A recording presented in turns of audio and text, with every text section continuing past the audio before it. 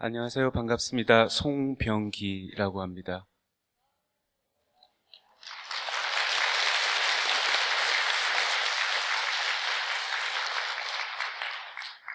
먼저 아직도 한참 해야 할 공부가 많고 나이로나 아직 굉장히 제가 어리기까지 합니다. 그런 저를 이제 초대해 주셔서 일단 지용 스님께 감사의 말씀을 드린다는 걸로 이제 강의를 시작하겠습니다. 여기 지금 제가 한 장짜리 글도 준비를 미리 했고, 그 다음에 이제 오늘 발표할 내용을 이제 이렇게 제가 컴퓨터로 준비도 해봤습니다. 제목을 제가 이렇게 잡았거든요. 좋은 사회는 좋은 죽음을 맞이할 수 있는 곳이다.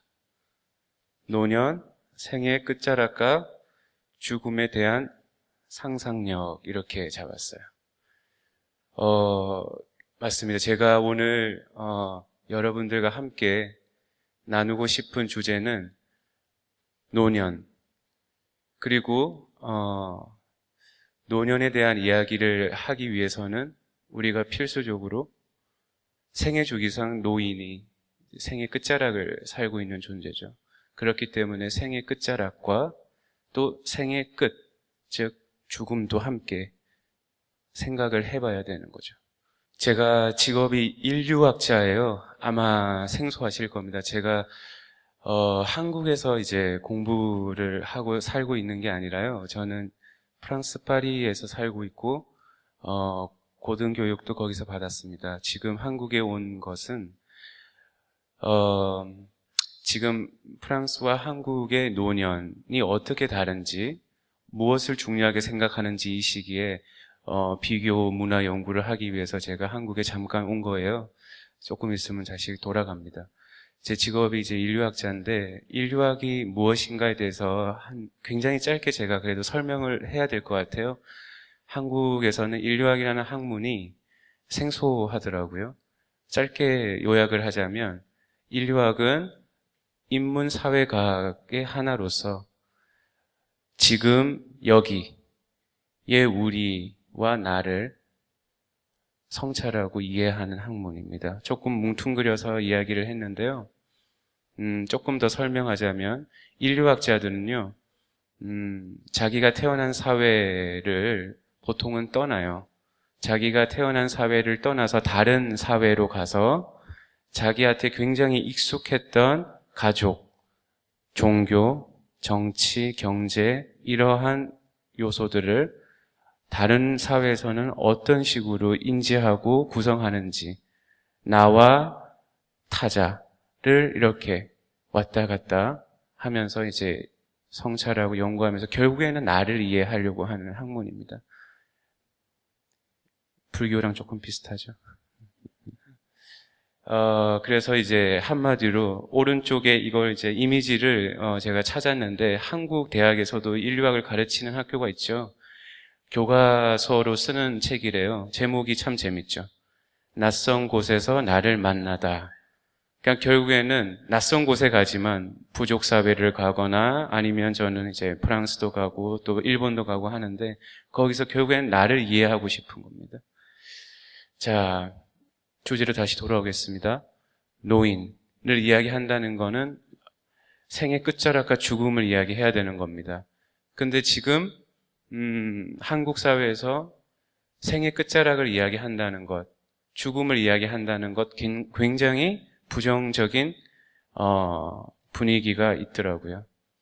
죽음은 마치 이야기해서는 안 되는 것, 금기시되는 것, 그리고 생의 끝자락에 대해서는 마치 우리가 마치 안 겪을 것처럼, 마치 생의 끝자락이 없는 것처럼 우리는 열심히 삶을 살아야 된다라는 이야기로 이제 많이 점철되고 있는 것 같아요. 제가 병원에서 일을 하고 있지만 제가 주로 보는 환자분들은 말기 암 환자들인데요. 죽음을 이제 전제를 해야 되는 상황에 와 있죠. 지금 의사들이 굉장히 고민하고서 저한테 계속 이야기하는 게, 의사들이 사실은 죽음에 대해서 궁금해하고 있어요. 그 누구보다. 법률가들이랑.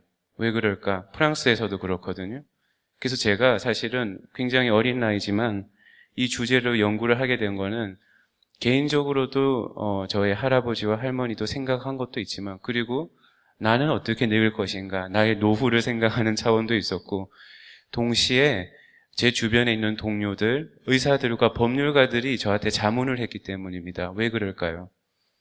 최근 들어서 계속 나오고 있는 것이 무의미한 연명치료, 그 다음에 의료에도 윤리가 필요하다, 그 다음에 말기 단계에서는 어떤 삶을 살 거냐, 그리고 호스피스나 이런 것들도 많이 생기고 있는데, 그러면 우리한테는 지금 죽음은 무엇인가? 마치 죽으면 안 되는 것인가? 어떻게 죽음을 앞둔 사람들은 임종을 할 것인가? 여기에 대해서 우리가 어떠한 상상력이 지금 없는 상태인 거예요. 그렇기 때문에 의사들은 사실은 굉장히 명확하거든요. 죽음이나 생의 끝자락, 이거는 의료적 처치가 안 되는 상황이고, 생물학적으로 이제 목숨이, 이제 심장이 또 뇌가 정지하는 상태, 굉장히 명료하죠. 근데 우리의 삶이라는 게 이걸로 충분한가? 병원에서도 충분하지 않더라는 거죠. 그렇기 때문에 의사와 법률가들은 또 이제 법을 계속 이야기해야 되니까 인류학자들한테 묻고 있는 겁니다. 도대체 죽음이 뭐냐? 생의 끝자락은 뭐고? 그리고 제가 올해 9월부터 이제 최근까지 여기 불광사 이제 하나의 그 기관 중에 하나인 구립 송파 노인 요양센터에서도 제가 연구를 했는데, 거기도 이제 관계자분들이 도대체 노년이 뭔지, 생의 끝자락이 뭔지, 죽음이 뭔지 저한테 물어보더라고요. 다른 사회는 어떤지. 하나의 반증이라고 봐요. 우리는 이야기하고 있는 것 같지 않은데 사실은 우리는 그 이야기가 필요한 거죠. 왜냐? 우리 모두는 생의 끝자락을 맞이할 것이고 죽는다는 것은 불변의 진리이기 때문이죠. 자, 첫 번째 인류학적 사실에 대해서 이야기를 하겠습니다. 우리는 흔히 이야기해요. 죽음은 삶의 반대다. 죽음은 끝이다. 저는 종교학자도 아니고 종교인도 아니지만요, 인류학자로서 사실이 아니에요. 인류학적으로 이야기하면요, 죽음은 삶의 반대라기보다는요, 죽음은 탄생의 반대예요, 오히려. 여러분들 아마 불경을 많이 접했으니까는 잘 아실 겁니다. 불교에서도 그렇죠. 그래서 탄생하고 삶을 살고, 그리고 이제 죽음하고, 그 다음에 죽음 이후에 모든 사회에는 죽은 자들의 자리와 질서와 존재에 대해서 생각을 해놓습니다. 그게 인류학자들이 100년 넘게 200개 가까운 사회들을 연구하면서 얻어낸 사실이에요. 불교뿐만 아니라 기독교, 유교, 이슬람교, 그리고 부족사회의 토테미즘까지도 다 마찬가지예요. 그래서 탄생이라는 것 자체, 생물학적으로만으로는 설명이 될 수가 없습니다. 생물학적인 거는 필수 요건이에요. 그렇지만 그걸로 충분하지 않다. 그래서 이제 기독교 같은 경우에서는 아니마라는 게 이제 스피릿이 들어와야 되는 거죠. 어떤 혼. 그 다음에, 제가 불교에 대해서 많이 공부를 못 해봤지만은, 이제 업이라든지, 그 다음에 이제 화생을 한다든지, 이런 식의 어떤, 요소들이 이 탄생에서 이제 많이, 결합을 하는 겁니다. 그리고 이제, 한 사람으로서 존재가 이제 태어나는데, 그것만으로는 충분하지 않죠. 그래서 아이들이나 아기들이 아동 권리 이런 거를 이야기한 거는 굉장히 최근의 일이에요. 서구 사회에서도 불과 200년 정도밖에 안 됐다. 아이는 온전한 개인으로 인정을 받을 수가 없었어요. 실제로 지금 민주사회에서도 18세 청소년까지는 선거권을 주지 않죠. 서구 사회도 마찬가지고. 그거는 단순히 민주주의 때문에 그런 게 아니라 일종의 사회적 믿음이 있는 거죠. 충분하지 않다라는 거예요. 인간이 그렇게 탄생하고 삶을 살면서 점점 더 성숙한 어떤 개인이 되는 거죠. 수행을 하든 어떤 삶을 삽니다. 그 통과 의례라는 걸 통해 가지고 삶의 서사와 삶의 이야기, 어떻게 살 거냐, 어떻게 또 살아낼 거냐, 그리고 마지막 생의 끝자락에 우리는 가게 되죠. 사고가 나지 않는다면 말입니다. 그럼 이제 노인, 늙는다는 것, 그리고 이제 죽음을 목도하는 거죠. 보세요. 죽음은 삶의 반대가 아니에요. 삶의 끝자락이 있고 그 다음에 죽음이 있는 겁니다. 그리고 죽음이라는 거는 우리가 탄생 때 가졌던 요소들을 이제 해체시키고 그 다음에 그럼에도 해체할 수 없는 어떤 영혼이라든지 그 다음에 어떤 기억이라든지 이런 것들이 죽고 나서도 이어지는 거죠. 그게 불교에서 이야기하는 카르마 같은 걸 수도 있는 거고 그 다음에 이제 환생일 수도 있는 거고 기독교에서는 이제 천국이냐 지옥이냐 그런 이야기 하잖아요. 자, 제가 이 이야기를 하는 거는 이 이야기를 하고 싶어서 사실은 그런데 지금 우리는 이러한 삶의 서사, 삶의 질서 혹은 삶의 세기 주기마다 우리가 거쳐야 되고 거치면서 내가 누구인지 우리가 누구인지 확인했던 통과 의례라는 것이 잘 되고 있는가? 사실은 이게 굉장히 중요한 거죠. 알다시피 여기 계신 분들이 이제 저보다 훨씬 연배가 있으시니까 아시겠지만 불과 30년, 40년 전만 해도 이런 의례가 명확했어요. 아이가 태어날 때 어떻게 해야 한다. 의례가 있는 거죠. 그래서 아이를 축복하고 산모를 축복하고 그 다음에 가족들이 함께 어떠한 가치를 나누고 우리가 어디에 있는가를 확인하고 있는 거죠. 그리고 아이가 자랐을 때 성인식을 치르고 그럼 성인이 되고 그 다음에 이제 어떤 결혼을 한다든지 그 다음에 또 어떤 생애 주기를 밟아갈 때마다 이런 의례가 있었다는 거예요. 그러면서 이 삶의 서사를 계속 확인하고 있었다.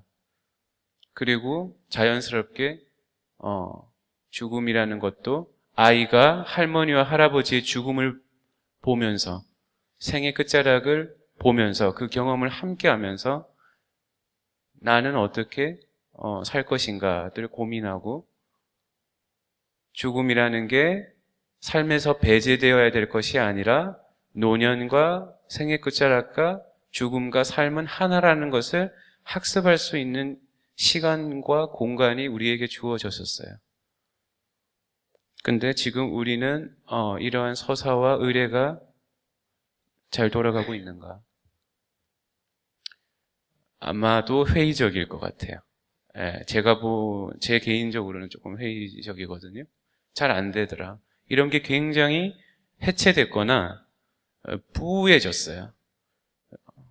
계속 자기계발서가 한국에 특히 인기가 많은 것 같은데 제가 어제 서점 이제 큰 대형 서점에 한번 갔다 왔는데 자기계발서가 아직도 인기가 많더라고요. 제가 재작년에도 봤는데 이건 좀 연구를 해봐야겠다. 왜 이렇게 자기계발을 하나? 이게 한국이 되게 심하거든요.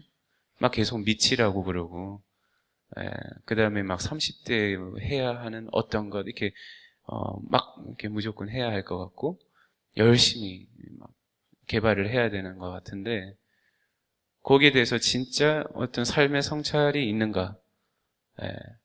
회의적이에요. 첫 번째, 이러한 의례와 삶의 서사가 흐트러진 첫 번째, 생의 끝자락의 이야기에 뭐가 들어섰는가? 제가 연구를 해보니까 크게 3가지가 이렇게 나오더라고요. 이거는 아마 여러분들도 익숙할 거예요. 언론에서도 병원에서도 우리가 직접 목도하고 경험하는 거죠. 의료에 대한 이야기로 가득 차 있어요. 제가 병원에서 일을 하지만 의료가 나쁘다라는 게 아니라 의료는 어디까지나 기술이고 제도예요. 질병을 치료할 수 있고 우리 삶의 어떤 불편한 점을 보완할 수 있는 어디까지나 학문이고 이제 기술인데 이 의료 자체가 이 삶을 압도하고 있는 거예요. 그러니까 마치 노인은 아픈 사람, 그냥 일반의 우리의 시민이 아니라 그냥 아픈 환자, 이거 굉장한 차이가 있는 거거든요. 이렇게 명명을 한다는 거는 굉장히 무서운 거이기도 해요. 정치적인 힘을 내거든요. 그분들은 원래 아픈 사람들이야. 힘없는 사람들이야. 그래서 만성질환을 겪는 사람들이다. 회복이 불가능한 사람들이야. 치료도 안 돼. 그 다음에 연명치료를 해야 될 거냐 말 거냐. 요양원에 가면은 밥 못 먹는 어르신들, 예전 같으면 이제 자연사라는 이름으로 돌아가셨을 테지만 지금은 간호사들이, 의사들이 이렇게 코로 인공 영양 공급이라고 하죠. 이런 걸 해야 됩니다. 이런 이야기로 가득 차 있어요. 두 번째, 기관화라고 했어요. 응급실에 갈 거냐, 요양원에 갈 거냐, 요양병원에 갈 거냐, 실버타운으로 갈 거냐, 개인의 경제적 능력이나 선호도에 따라 가지고 차이는 있겠지만 요약하면은 기관으로 가야 할 사람입니다. 집에서 모시기가 힘든 존재. 그래서 물론 그러한 이유는 있죠. 집에서 실제로 돌보기 힘든 겁니다. 사회적 변화가 있었어요. 그거는 여러분들 다 잘 아실 겁니다. 여성들의 사회 진출 이러이러한 이유에서. 그런데 그런 거 이제 제가 다 이야기를 하지 않겠습니다. 세 번째, 상업화. 여기가 가장 노인들한테 친절한 곳이에요. 우리 사회에서 노인들을 가장 환대하는 곳이 바로 여기예요. 각종 보험 상품, 금융 상품, TV만 켜면 이제 광고하잖아요. 노인들한테 굉장히 좋은 노인들 나오죠. 모델로 건강한 노인들 나오고, 그리고 막 이순재 선생님 막 나와가지고 막 광고하라고 그러고, 보험 하라고 그러고, 여기 굉장히 친절한 곳이에요. 그러니까 이제 정리하면 어떻게 돼요? 노인은 환자이거나 돌보기 어려운 사람이거나 뭔가 이렇게 그 다음에 이제 착한 소비자이거나 근데 만약에 노인이 돈이 없으면 이야기는 달라지는 거예요. 굉장히 간단해요. 시장의 논리는. 이윤을 못 내면은 불친절해져요. 안타깝죠? 자, 그리고 생애 끝자락은 그랬는데 그럼 죽음은 어떻게 이야기하고 있는가? 제가 살펴보니까 죽음을 한 문장으로 제가 한번 요약해 봤어요. 죽음은 의료적 처치가 가능한 곳에서 무리가 없게 처리되어야 하는 것. 딱 그 정도가 된 것 같아요, 지금. 자, 제가 초기 이야기했던 삶의 서사와 통과 의뢰들, 그리고 생애 끝자락과 죽음. 제가 아주 간단한 이제 식을 보여줬는데, 그렇게만 해도 삶이 연속적인 과정이라는 거를 여기 계신 분들이 아마 공감하실 거예요. 삶이라는 게 연속적인 과정이다.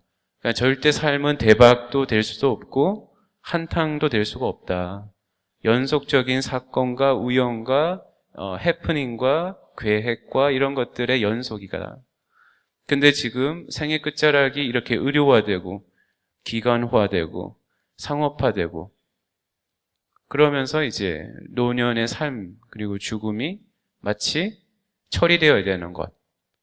그러니까 어떤 한 번의 이벤트 같은 삶의 연속적인 과정으로서의 죽음과 생애 끝자락 이런 게 아니라 그냥 끝. 뭔가 떼어내고 싶은 것. 마치 없어야 하는 것. 이런 식의 굉장히 일회적이고 단편적인 파편적인 이런 걸로 돼버렸어요. 자,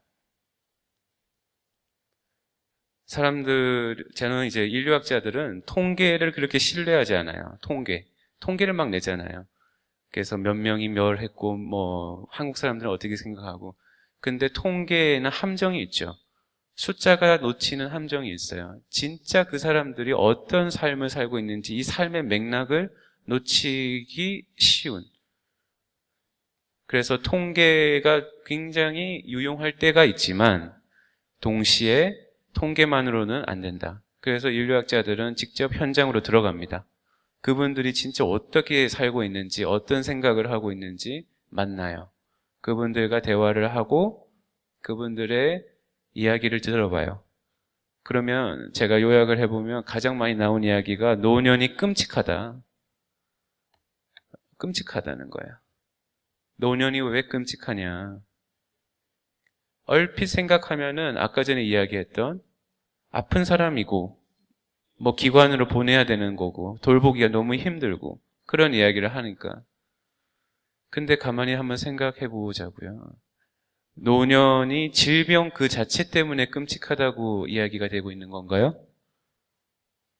그렇다면 어린이가 아플 때, 청소년이 아플 때, 그 다음에 아버지가 아플 때, 그거 자체도 다 끔찍해야 되는데 왜 유독 노년만 끔찍하다고 이야기를 더 많이 하는 걸까요? 그것은 이러한 사회적 고통 때문이에요. 사회적 고통이 있더라.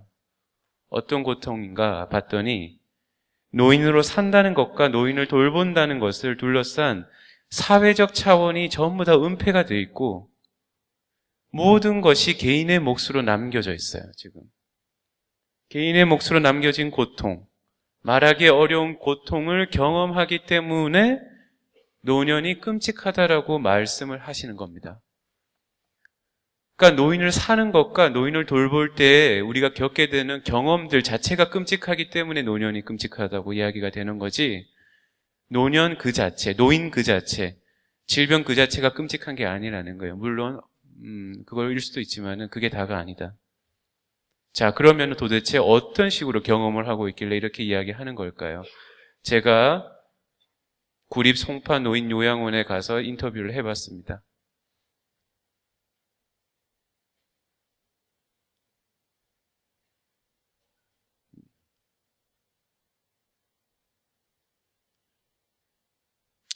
한 보호자께서 어머니를 모시는 50대 후반의 가장이었습니다.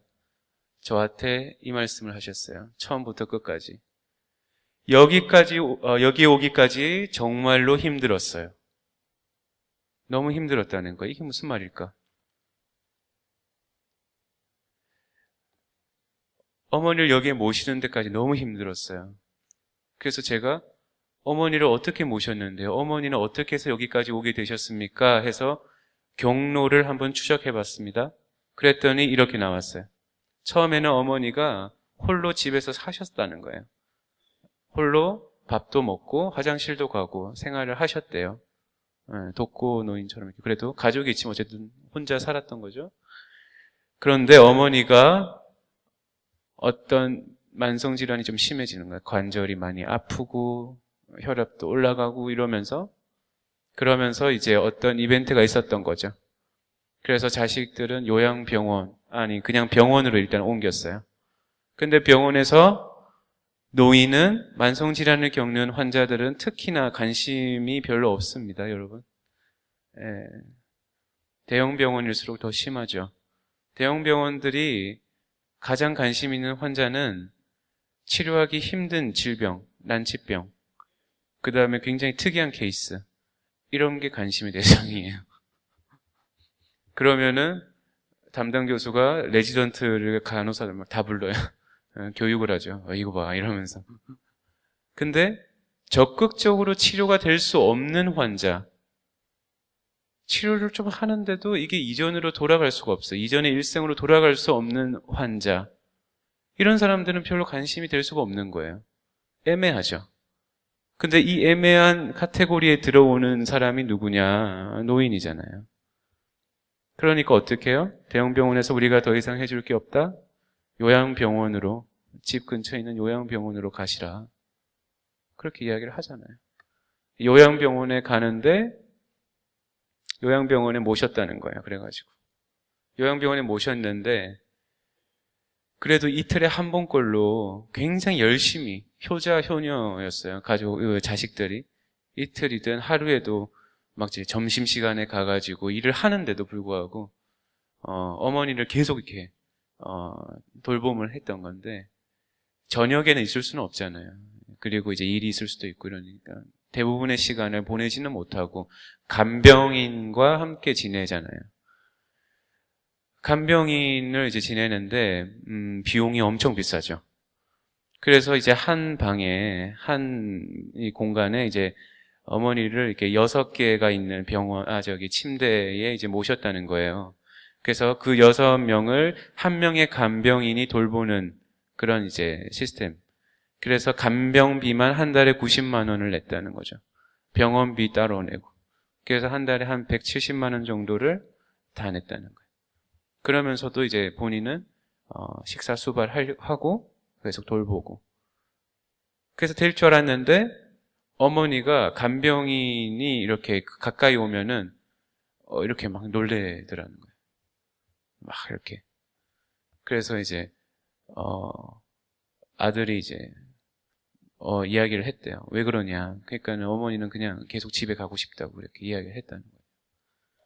무슨 일이 있었는지는 모르지만 어머니가 어쨌든 막 엄청 이렇게 불안해하고 그랬다는 거죠. 그러니까 이제 여기서 한 6개월 있다가 너무 어머니가 이제 심리적으로 정서적으로 힘드니까 아들로서는 또 집으로 모신 거예요. 이번에는 같이 살았어요. 그러니까 며느리 또 일을 하지만 며느리가 어쨌든 요양보호사님을 이제 뭐 불러가지고 모셨다고 하는데 근데 한계가 있는 거죠. 한계가 있어요. 이것도 언제까지 이렇게 할 거냐. 어머니가 거동도 못하고 근데 집에 사람은 없고 어떻게 할 거냐. 그러니까 안 되는 거죠. 그래서 이제 요양병원보다는 낫다고 하는 이제 요양원을 찾기 시작한 거예요. 요양원 A에 들어갔어요. 근데 거기 보니까는 아들로서 마음에 놓이지가 않아. 뭔가 이렇게 돌봄이 잘 안 되는 것 같아. 식사 수발도 막 이렇게 억지로 밥을 먹이는 것 같고, 그리고 막 사람을 막 이렇게 물건 다루듯이 하는 것 같고, 마음에 안 들었다는 거예요. 그러면서 이제 10군데가 넘는 요양원을 다 발로 뛰면서 찾아봤다는 거예요. 그래서 찾은 데가 이제 구립 송파노인 요양원인데 여기는 들어가기가 쉽지가 않아요. 1년을 기다려야 된다는 거예요. 요양원 A에 있으면서 1년 기다려서 어렵게 요양원 B, 바로 여기 송파에 온 거예요. 그러니까 이 과정을 이야기하면서 여기까지 너무나 어려웠다. 이 과정 이야기 제가 잠깐 이렇게 묘사를 했는데 어떠세요?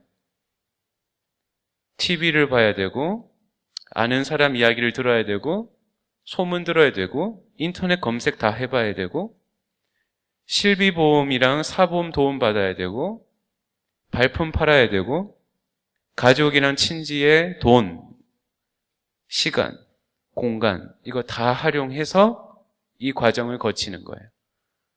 근데 이렇게 제가 한번 글로 써봤는데 어떠세요? 이게 개인의 문제인가요? 이게 그냥 가족 개인의 문제라고만 이야기할 수 있을까요? 자네 어머니, 자네가 당연히 모셔야 되는 거지. 굉장히 당연한 말 같잖아요. 그리고 한편 굉장히 도덕적인 말이죠. 자식으로서 이렇게 해야 되는 건데. 근데 인류학자인 제가 볼 때는 그것도 맞는데 그게 다가 아니다. 사실 이거 굉장히 사회적인 문제거든요. 이거 굉장히 사회적인 거죠. 사회적인 이야기는 온데간데 없고 모든 걸 개인이 알아서 하라. 고통을 받는 거죠. 너무 끔찍한 거예요. 어머니도 괴롭고 아들 괴롭히는 것 같아서 아들도 괴로운 거예요. 엄마한테 잘 못하는 것 같아서.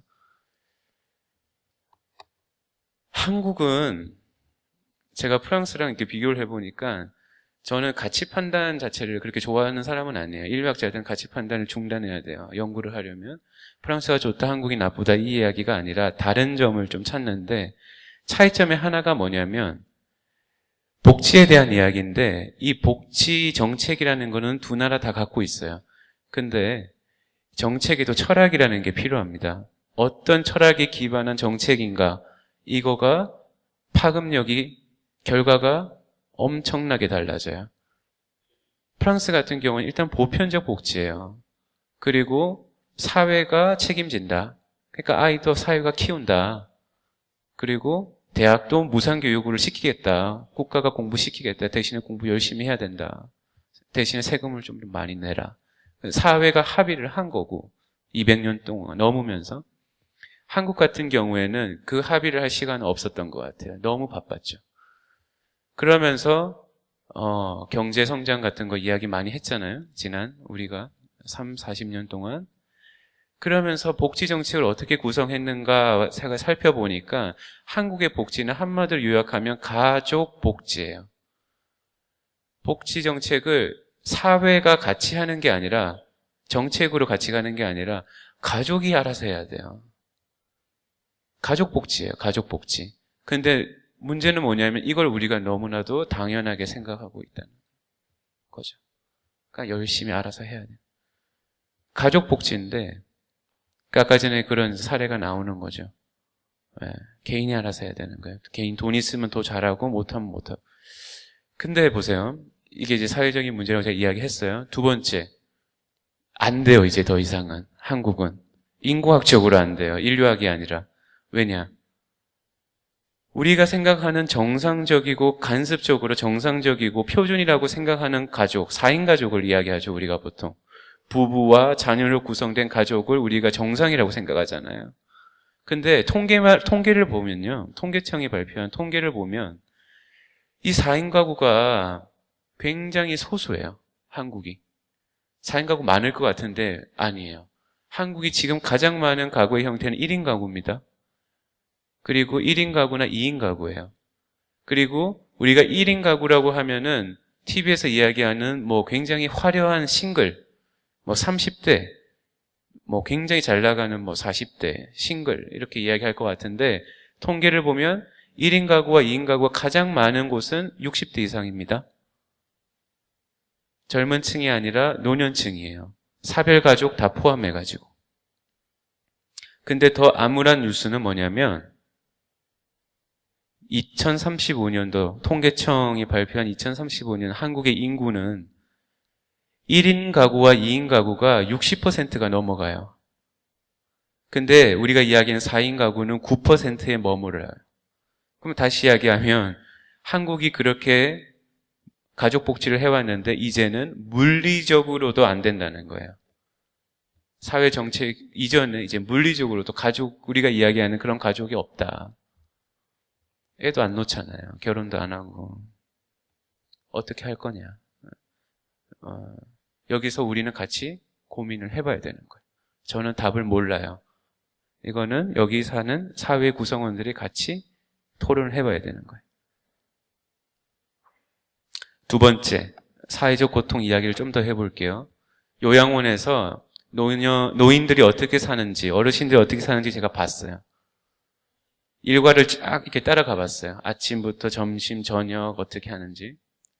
보니까 한 에피소드를 이야기해 드릴까요? 간식 시간이었어요.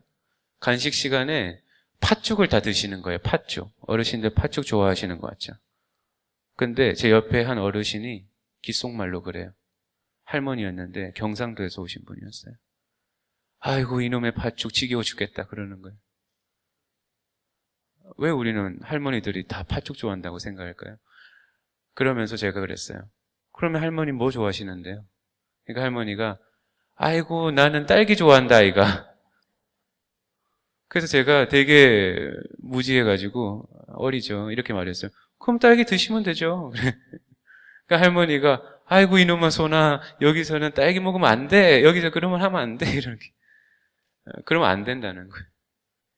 그러니까 뭐예요? 네. 간식 시간에 팥죽이 나오면 팥죽 일괄적으로 먹고 근데 그 할머니가 딸기를 좋아하는데 또 어떤 할아버지는 요구르트를 마시고 싶을 수도 있는데 아니면 어떤 사람은 팥죽 안 먹고 싶을 수도 있잖아요. 먹어야 되나요? 근데 그런 질문 이 질문이 되려면은 그 노인이 어떤 사람인지, 노인이 하나의 인격체가 있는 사람으로서 그 사람이 어떤 취향을 가지고 있고 어떤 삶의 경험을 했는가로서의 존재로 인식이 돼야지 이 질문이 되는 거예요. 근데 이 질문이 아니라 아까 전에 이야기했듯이 노인은 아픈 사람이고 요양원에 왔으니까 당연히 이 기관의 논리, 간식 시간에 팥죽 먹는 건 너무 당연하다. 그러니까 팥죽과 간식 시간이 지켜져야 된다는 게 중요한 거지, 그 노인이 어떤 생각을 하고 어떤 걸 하고 싶어 하는지 그리고 어떤 삶을 살고 있는 사람인지에 대해서는 관심이 별로 없다. 그래서 제가 노인이 생물학적 존재로 많이 축소된 것 같아요. 이렇게 휙 축소된 것 같아요. 근데 생물학적으로 우리가 만족할 수 없잖아요. 우리의 삶이라는 게. 먹고 뭐 싸고 자고 이걸로 충분하지 않잖아요. 그래서 왜 이렇게 됐을까 보니까, 그러면은 그 직원들이 다 문제가 있는 건가요? 여기서 우리가 접근해야 될 때 조심해야 되는 거는 절대 가해자, 피해자 구도로 접근하면 안 돼요. 굉장히 위험한 사고방식이에요. 가해자, 피해자 이런 방식, 이분법적인 방식. 문제는 따로 있었어요. 보니까 이 어르신들을 돌보는 직원들, 요양보호사님들, 간호사님들, 사회복지사님들이 굉장히 경무에 시달리고 인력도 없고, 그 다음에 본인들도 밥 제대로 못 먹고 있더라. 그러니까 요양보호사님들도 노인의 손과 발이 되기에도 벅찬 거예요. 그러니까 항상 인력이 부족하다는 이야기 하는데, 실제 따라가 보니까 스케줄이 너무 빼곡한데 사람은 한정돼 있잖아요. 예를 들어서 12시부터 1시까지 점심시간이고 1시부터 2시까지는 기저귀 갈고 청소해야 되는데, 그 다음에 2시부터 3시까지는 뭐가 있고 딱딱딱딱 해서 8시간 해서 끝나야 되는 거예요. 일이 있단 말이에요. 근데 예를 들어 봅시다. 12시에 점심시간 때 한 남자 어르신이 삼킴 장애가 있어가지고 음식을 보통 사람들처럼 10분 만에 20분 만에 못 드세요. 그러면 시간이 필요하잖아요. 길면 1시간이 넘을 수도 있다는 거예요. 수발을 하기가. 그랬을 때 어떻게 될 것 같아요? 요양보호사님들이 일을 해야 되는 시간이랑 상충되죠. 그 다음 스케줄이 있는데. 그랬을 때 우리가 어떤 생각을 하게 될 것 같아요? 더 의료적 처치를 써가지고 인공 영양 공급이라도 해서 시간을 맞추려고 하는 그런 접근을 할 수도 있고, 혹은 식사를 그분한테 많이 집중하다 보니까 다른 분들은 좀 소홀해지는 그런 결과가 나올 수도 있는 거죠. 그러니까 이런 식의 환경을 둘러싼 문제도 우리가 같이 고민을 같이 풀어줘야 돼요. 그래야지 어르신의 삶도 좋아져요. 그냥 사회적 문제죠, 이것도. 그래서 생물학적 돌봄이라는 것을 넘어서서 우리는 이제 생애사적 돌봄도 생각해보자. 마지막으로 죽음이 문제가 됐다. 저는 이렇게 생각해요. 아까 전에 이야기했듯이 마치 죽으면 안 되는 것처럼, 죽음이 오면 안 되는 것처럼. 그래서 늙어도 안 되는 거죠. 그래서 안티에이징 이런 거 되게 잘 되잖아요. 화장품도. 노인은 고통 없이 편안하게 임종할 수 있을까? 이게 결국 우리 궁극적인 질문이잖아요. 그리고 사실은 우리가 어떤 사고가 만약에 당하지 않고 이렇게 생애 주기로 간다면 우리가 결국에는 언젠가 해야 되는 질문이죠. 나도 죽는데. 그래서 제가 아까 전에 강의 초기에 저의 노후에 대한 생각이기도 했다. 예, 보험 하나 드는 거 많지 않게 이런 질문을 하는 게 중요하다. 근데 이런 자연사가 힘들어요, 현실적으로. 가장 큰 이유는 아까 전에 제가 계속 설명을 해왔어요. 대표적인 게 우리는 어디서 죽고 있죠, 지금? 한국인의 72%는 의료시설에서 혹은 길 위에서 임종을 해요. 집에서 병원으로 가는, 요양원에서 병원으로 가는 이 앰뷸런스, 그 다음에 응급실, 중환자실, 호스피스. 여기서 임종을 하기 때문에 개인들의 가치나 규범이나 이런 것 이야기 듣기가 쉽지 않다는 거예요. 환자의 목소리 이야기 듣기 쉽지 않고 노인, 한 사람으로서의 이야기 듣기 쉽지 않다. 큰 조직체잖아요. 의료기관이라는 것은. 거기에도 규범이라는 게 있거든요. 이 규범이, 조건이 내 존재를 상정하더라. 우리 여기 안에 들어와 있는 거예요. 여기서부터 우리가 지금, 저는 이제 이걸 드러내고 있는 사람인 거고, 우리는 같이 이걸 같이 고민해 봐야 되는 거죠. 어떻게 할 거냐?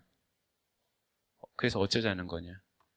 이런 이야기 하면은, 그래서 인문학은 답이 없어. 막 이렇게 하는데, 인문학은 원래 답을 내는 학문이 아니죠.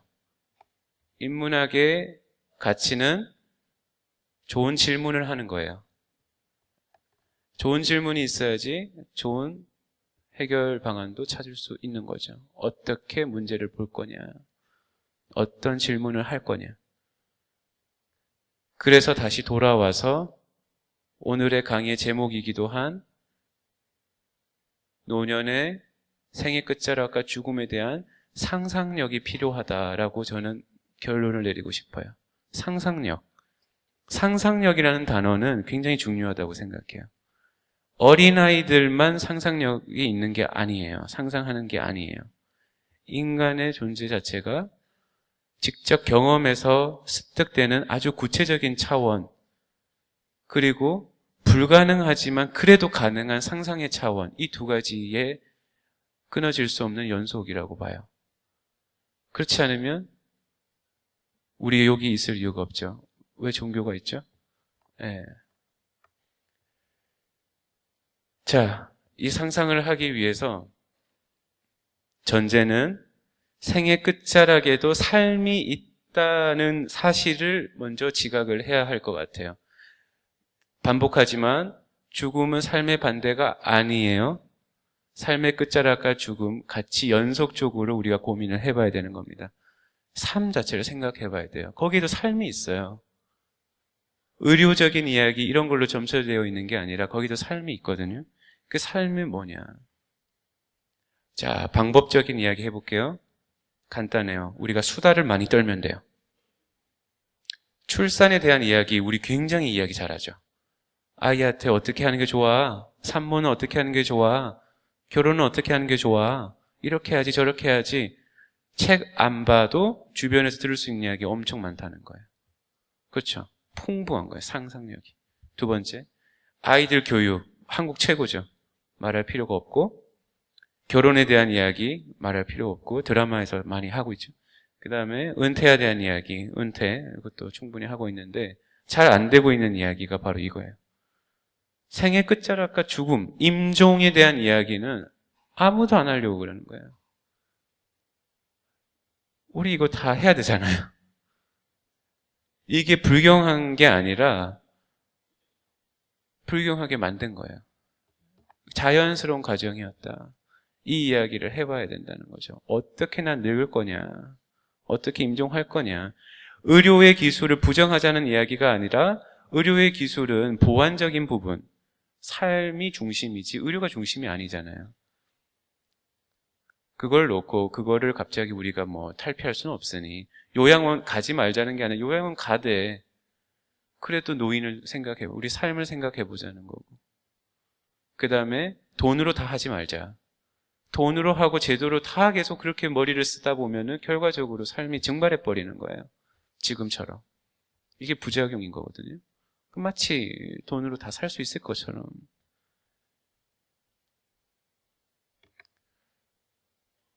시간이 되시면 영화를 좀 많이 보시면 좋을 것 같아요. 한국에 굉장히 이제 저명한 소설가죠. 돌아가셨지만 이청준이라는 소설가가 있어요.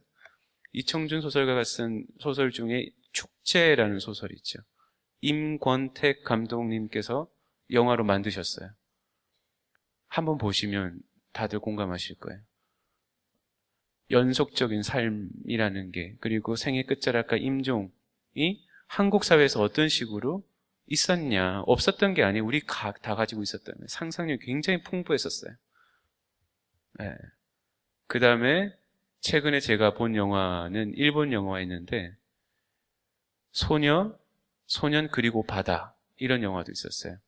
한 소녀가, 어머니가 이제 암인가 이렇게 해서 임종을 하는데 어머니가 집에서 나는 임종하고 싶다 이렇게 해서 병원에 있는 어머니를 집에 모시고 오고, 마을 지인들과 가족이 옆에서 임종을 끝까지 지키고 노래도 하고 춤도 추고, 그러니까 슬프고 기쁘고 그러면서도 언젠가는 우리도 이제 임종을 하니까, 그러면서 이제 망자가 될 사람이랑 산자와 같이 교감을 하면서 자연스레 삶의 일부로 포용하는 그런 과정을 드러내고 있거든요.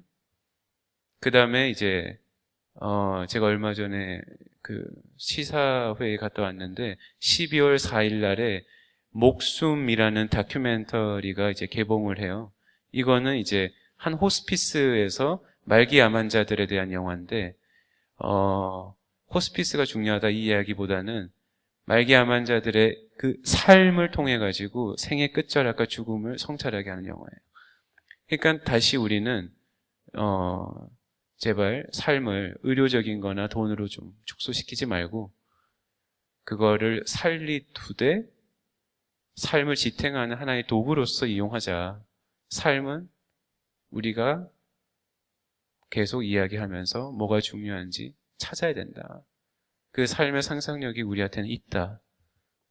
이야기를 하면서 다시 불러내보자.